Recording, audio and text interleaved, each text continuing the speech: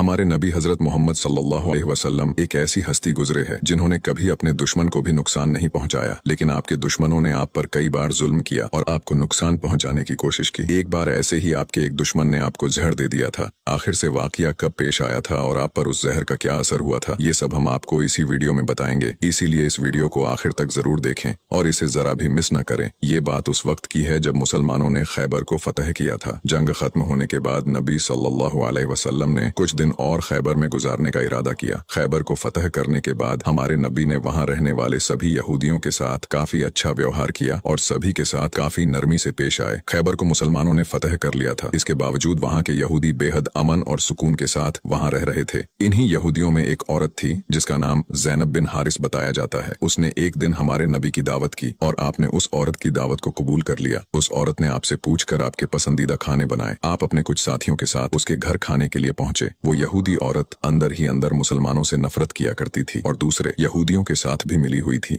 जो मुसलमानों के दुश्मन थे। उस औरत ने खाने में पेश होने वाले बकरी के गोश्त में जहर मिला दिया था। जब जहर से भरे उस गोश्त को आपके सामने पेश किया गया और आपने खाने के लिए एक निवाला उठाया और अपने मुंह में रखा तो आप समझ गए कि इसमें जहर मिला हुआ है। आपने तुरंत अपने साथियों को खाना खाने से रोक दिया और कहा कि इसमें जहर मिला हुआ है, लेकिन अफसोस के आपके कुछ साथी उस वक्त तक कुछ गोश्त खा चुके थे जिसकी वजह से उनकी शहादत हो गई। कहा जाता है कि जहर के बारे में हमारे नबी को उस जहर की बोटी ने ही खबरदार किया था। इस वाक़े के बाद उस औरत के साथ साथ उसके सभी साथियों से पूछताछ की गई तो उन्होंने न सिर्फ अपना गुनाह कबूल किया बल्कि ये भी कहा कि हमने आपके साथ ये इसलिए किया क्योंकि हम ये देखना चाहते थे कि आप अल्लाह के सच्चे नबी हैं या नहीं। अगर आप अल्लाह के सच्चे नबी हैं तो इस जहर का आप पर असर नहीं होगा और अगर आप अल्लाह के नबी नहीं हैं तो हमें आपसे छुटकारा मिलेगा। ये बात तो सब जानते हैं कि हमारे नबी ने कभी किसी से बदला नहीं लिया, जबकि आप पर कई बार बहुत जुल्म किया गया जिसके बारे में कोई सोच भी नहीं सकता। लेकिन जब उस जहर की वजह से आपके सहाबा की शहादत हुई थी तो कानून के मुताबिक उस औरत को भी कत्ल कर दिया गया। लेकिन कुछ रिवायतों में आता है कि उस औरत ने खुदकुशी कर ली थी। वही कुछ रिवायतों में कहा जाता है कि उस औरत को माफ कर दिया गया था। इस बारे में कई मुफस्सरीन अपनी अलग अलग राय रखते हैं। एक हदीस में हजरत आयशा फरमाती है कि जब नबी सल्लल्लाहु अलैहि वसल्लम की जिंदगी के आखिरी दिन चल रहे थे और आप बीमार रहा करते थे, उस समय आप कहा करते थे कि खैबर में जो मैंने जहर से मिले हुए गोश्त का टुकड़ा खाया था उसका दर्द मैं आज भी महसूस कर सकता हूँ। ये बात कई किताबों से साबित है कि उस जहर का असर हमारे नबी के आखिरी दिनों में देखा गया था और इसी जहर के असर ने आपकी वफात में एक अहम किरदार अदा दिया था।